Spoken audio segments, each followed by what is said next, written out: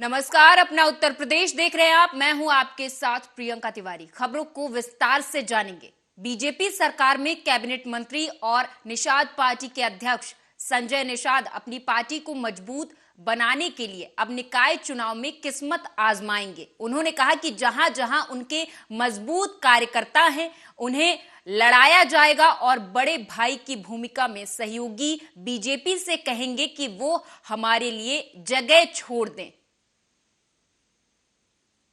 से हमारे जहाँ कार्यकर्ता है इसीलिए आया हूँ, जहाँ मजबूत कार्यकर्ता होंगे। पार्टी चुनाव लड़ने के लिए बनती है, कार्यकर्ता लड़ाने के लिए बनते हैं। अगर जहाँ हमारा लड़ने वाला कार्यकर्ता होगा, मजबूत होगा, उसे हम लोग उसे लड़ाने की व्यवस्था कराएंगे और भारतीय जनता पार्टी से कहेंगे कि बड़े भाई है, ये छोटे भाई के कार्यकर्ताओं को जगह छोड़ दें, उनको भी लड़ा।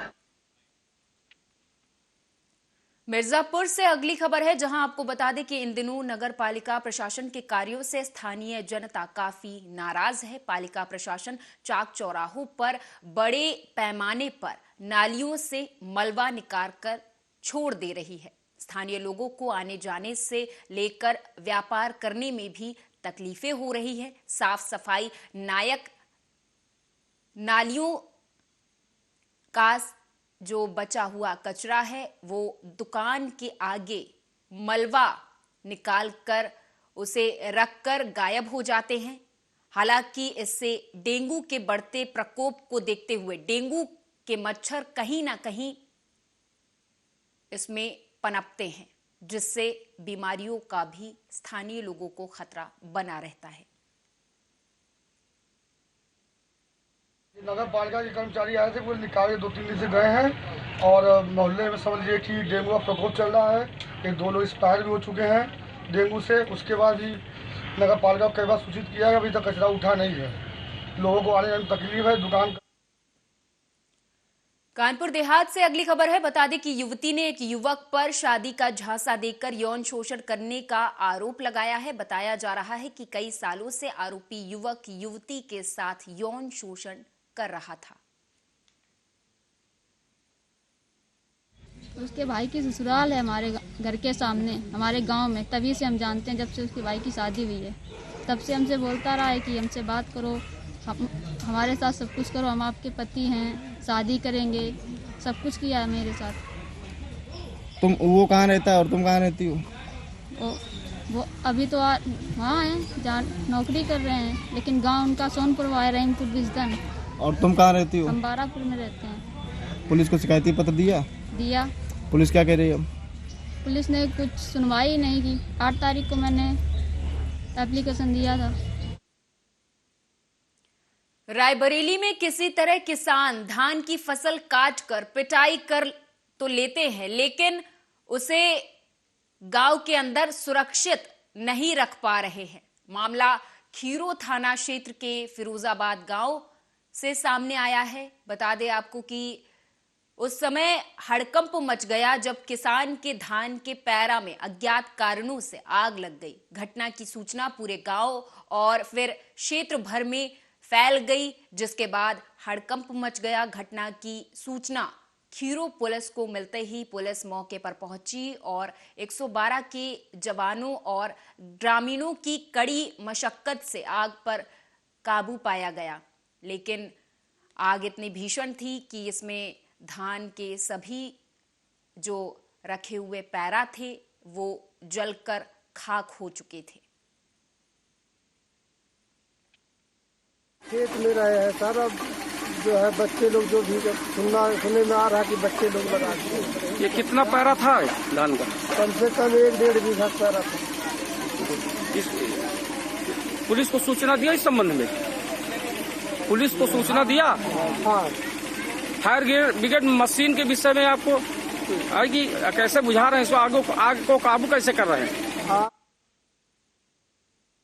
मिर्जापुर से अगली खबर है। बता दें कि बिजली विभाग के मुख्य अभियंता अपने सरकारी आवास में मृत पाए गए। बता दें कि पुलिस ने सरकारी आवास में कमरे के अंदर बेड से शव बरामद किया है। हालांकि हार्ट अटैक से मौत की आशंका जताई जा रही है। बिजली विभाग के चीफ आरबी कटियार आज सुबह सोकर नहीं उठे और ना ही उनका मोबाइल उठ रहा था। उनको सुबह बुलाने पहुंचे विभागीय कर्मचारी ने काफी देर तक उनका दरवाजा खटखटाया। जब काफी समय तक आवास के अंदर से कोई प्रतिक्रिया नहीं मिली तो उसने इसकी सूचना विभाग के अन्य अधिकारियों को दी। हालांकि पुलिस ने बेड से शव को बरामद कर लिया है।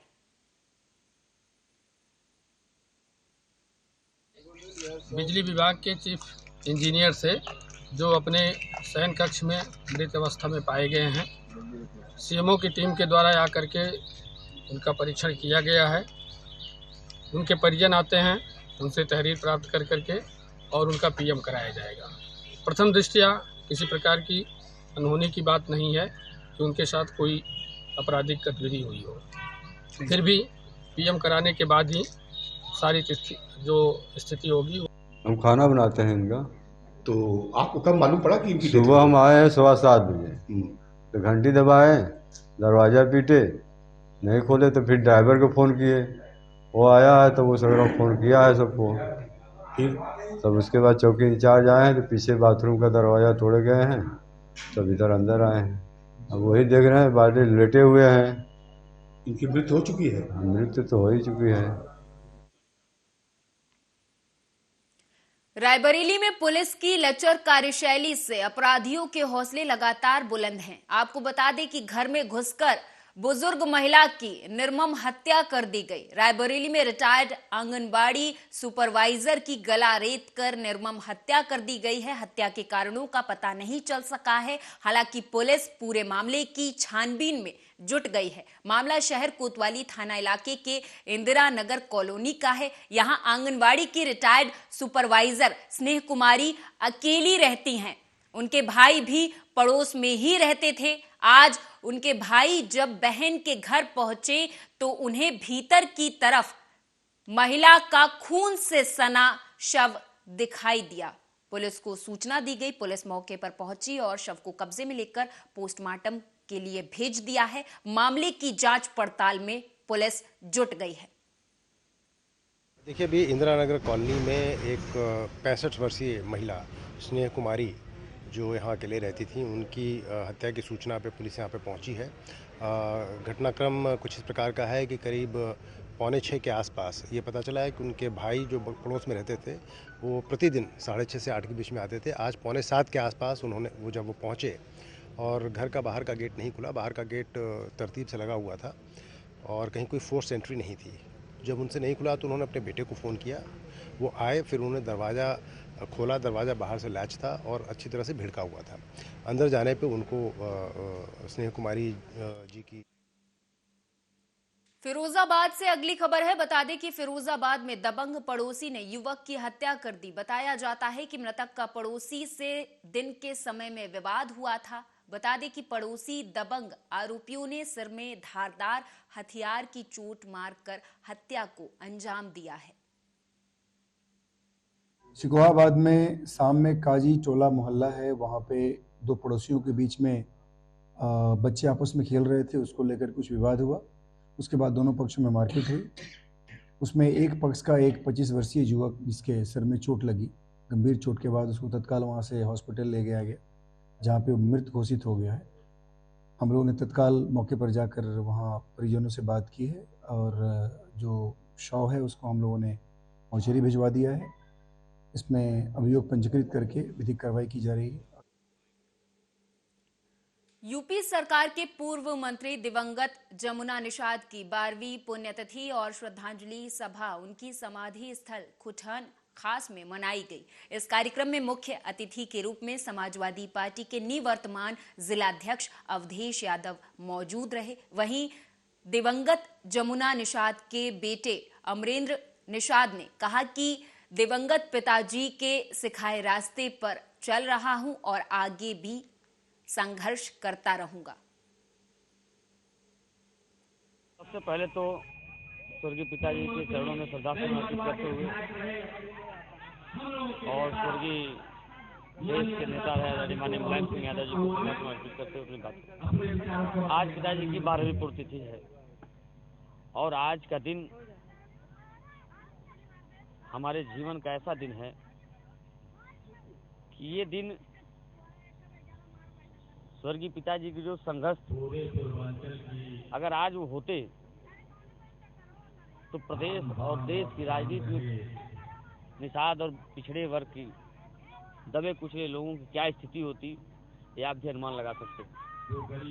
क्योंकि स्वर्गीय पिताजी हमेशा दबे कुचले और गरीबों की आवाज़ उठाया करते थे। लोगों के हक की और हुकूक की लड़ाई सड़क से लेकर सदन तक लड़ने का काम उन्होंने किया। सबसे पहले तो स्वर्गीय पिताजी के टीपी थोड़ी स्लो कर दो।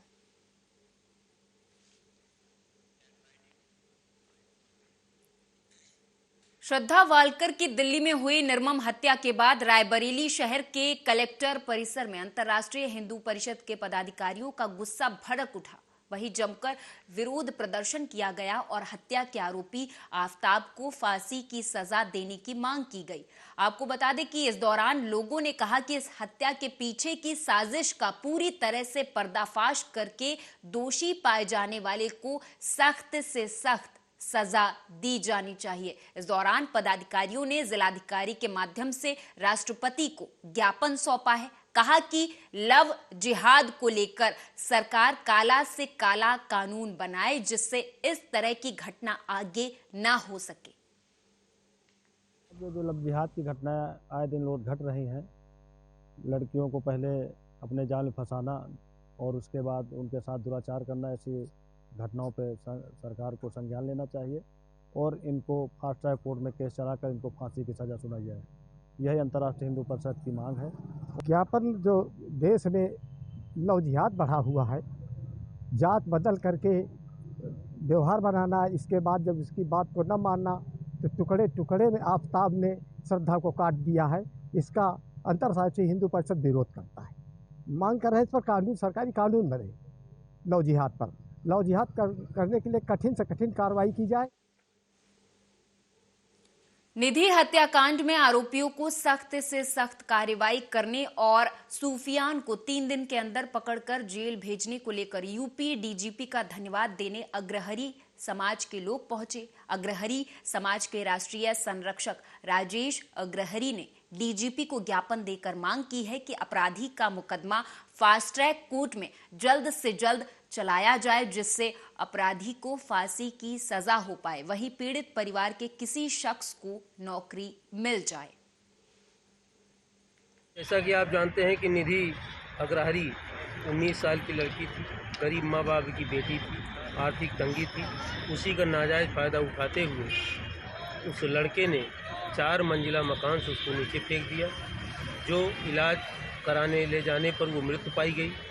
और ऐसी दर्दनाक मृत्यु पे समाज के राष्ट्रीय अध्यक्ष सुभाष अग्रहरी, प्रदेश अध्यक्ष रमेश चंद्र अग्रहरी और उनके साथ देश और प्रदेश के सामाजिक पूरी टीम, उन्होंने मुझे भी अवगत कराया। मैं भी पहुंचा था। हम लोगों ने डीजीपी को ज्ञापन दिया और पुलिस के और सरकार के कार्रवाई और रवैये से हम लोग पूरी तरह 100% संतुष्ट हैं।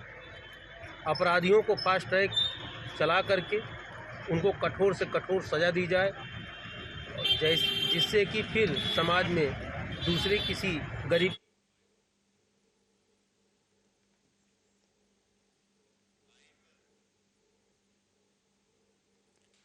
रायबरेली में खाद न मिलने से नाराज किसानों के समर्थन में किसानों ने, आपको बता दें कि किसानों के साथ कांग्रेसियों ने भी मोर्चा खोल दिया है। दरअसल जगतपुर क्षेत्र में डीएपी खाद की किल्लत को लेकर कांग्रेसियों ने गोकुलपुर साधन सहकारी समिति पर प्रदर्शन किया। समितियों से डीएपी और यूरिया 1 सप्ताह के भीतर खाद नहीं पहुंची तो इसको लेकर विशाल धरना प्रदर्शन किया जाएगा। किसानों के साथ कांग्रेसियों ने भी मोर्चा खोल दिया है और मांग की है कि जल्द से जल्द खाद और डीएपी समय पर उपलब्ध हो।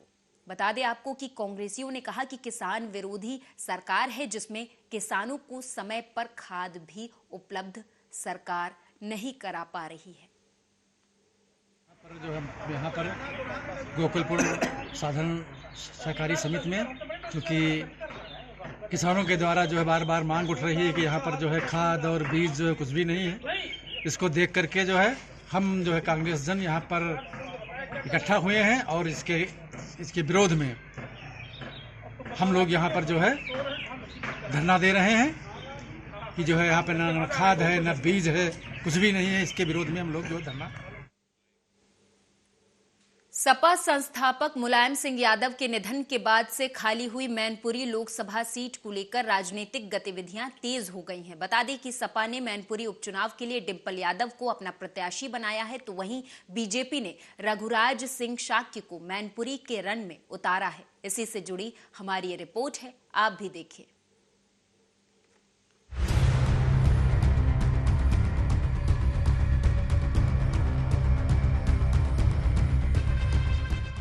मैनपुरी उपचुनाव की तारीख जैसे जैसे नजदीक आ रही है, पार्टियां अपने प्रत्याशियों को जिताने के लिए और ज्यादा सक्रिय हो गई हैं। मैनपुरी उपचुनाव के लिए समाजवादी पार्टी की उम्मीदवार डिंपल यादव मैदान में है, तो वहीं बीजेपी के रघुराज शाक्या ने डिंपल को चुनौती दी है। दोनों ही प्रत्याशियों ने नामांकन से पहले सपा संरक्षक और दिवंगत सपा नेता मुलायम सिंह यादव की समाधि स्थल पर पहुंचकर उन्हें नमन किया। उसके बाद ही नामांकन दाखिल कर चुनावी गठजोड़ का आगाज किया है। दोनों ही नेता अपनी जीत का दावा कर रहे हैं। मैनपुरी ने नेताजी को पहचान दी और नेताजी ने मैनपुरी को पहचान दी। नेताजी का आशीर्वाद हमेशा मेरे साथ रहा है और मुझे पूरी उम्मीद है कि मैनपुरी की जनता का आशीर्वाद भी समाजवादी पार्टी के साथ रहेगा आने वाले चुनाव में। धन्यवाद। वो तो जड़ हमारी खोदने का काम कर रहे थे, लेकिन भारतीय जनता पार्टी ने हम लोगों को सम्मान देने का काम किया, हमारे जैसे किसान के बेटे को सम्मान देने का काम किया। ये लड़ाई मैनपुरी की जनता लड़ने का काम करेगी। मैनपुरी की जनता के रघुराज शाक्य नहीं जीतेंगे, मैनपुरी की जनता जीतने का काम करेगी। परिवर्तन रघुराज शाक्य नहीं करेगी, मैनपुरी की जनता करने का काम करेगी। उपचुनाव के लिए नामांकन के बाद डिंपल यादव के लिए प्रदेश के सपा नेता चुनाव प्रचार कर रहे हैं। इसमें प्रमुख रूप से पूर्व सांसद धर्मेंद्र यादव शामिल है, जो कि रूठे हुए वोटरों को मनाने में जुटे हुए हैं। तो वहीं मीडिया से बात करते हुए धर्मेंद्र यादव ने जहां डिंपल यादव की ऐतिहासिक जीत का दावा किया है, तो वहीं दूसरी तरफ डिप्टी सीएम केशव प्रसाद मौर्य ने मीडिया से बात करते हुए कहा कि साइकिल पंचर हो गई है, कमल का युग है, कमल ही खिलेगा। खलबली कितनी मची हुई है। अभी मैं देख रहा था यहाँ यूपी के अंदर 3 उपचुनाव हो गए हैं 2022 के विधानसभा के बाद। आजमगढ़, रामपुर और अभी गोला विधानसभा लखीमपुर खीरी 3 चुनाव हुए। तीनों उपचुनाव में श्री अखिलेश यादव जी को अपने चाचा की याद नहीं आई थी और उस सूची में देख रहा था श्री शिवपाल यादव जी को भी उन्होंने स्टार प्रचारक घोषित किया। और आप जब आजमगढ़ और रामपुर का लोकसभा विधानसभा का जब गोला का उपचुनाव हो रहा था, श्री अखिलेश यादव जी एसी से बाहर नहीं निकले थे क्या? अब वो मैनपुरी में आना चाह आए हैं कि नहीं आए? अभी वहां की जगह तो नामांकन कराने भी नहीं गए। और मैं आप सब लोगों की अपील करके जा रहा हूं, आह्वान करके जा रहा हूं। मैं मैनपुरी के लोगों का दर्द जानता हूं, यहाँ की गुंडागर्दी जानता हूं, यहाँ की जमीनों, मकानों, दुकानों पर हुए कब्जे को जानता हूं। मैं आपको विश्वास दिलाता हूं, भरोसा दिलाता हूं, जो अवैध कब्जे किए गए हैं वो तो खाली होंगे ही होंगे। भविष्य में एक ही की जमीन कोई किसी की कब्जा करने का दुस्साहस नहीं करेगा। इस बीच रामगोपाल यादव ने भाजपा सरकार को भी आड़े हाथों लिया है। कहा कि भाजपा के मंत्रियों के पास कोई काम ही नहीं है, सबका मुख्यमंत्री के पास है, इसीलिए भाजपा सरकार के मंत्री घूम रहे हैं। साथ ही शिवपाल से मुलाकात के बाद डिंपल यादव और अखिलेश यादव ने फोटो ट्वीट करते हुए लिखा है, नेताजी के और घर के बड़ों के साथ साथ मैनपुरी की जनता का भी आशीर्वाद साथ है। शिवपाल सिंह यादव ने ट्वीट किया कि जिस बाग को सींचा हो खुद नेताजी ने, उस बाग को अब हम सींचेंगे अपने खून पसीने से। गौरतलब है कि बसपा कांग्रेस के मैदान से हटने के बाद अब लड़ाई सपा और बीजेपी के बीच की हो गई है। इस चुनाव को जीतकर बीजेपी जहां सपा कुनबे को ध्वस्त करने का दावा कर रही है, तो वहीं सपा संरक्षक मुलायम सिंह यादव के नाम के सहारे चुनावी नैया पार लगाने में समाजवादी पार्टी जुटी है। अब देखना ये होगा कि 5 दिसंबर को होने वाले मैनपुरी उपचुनाव में कमल खिलता है या फिर सपा की साइकिल चलती है। News desk, Arya news.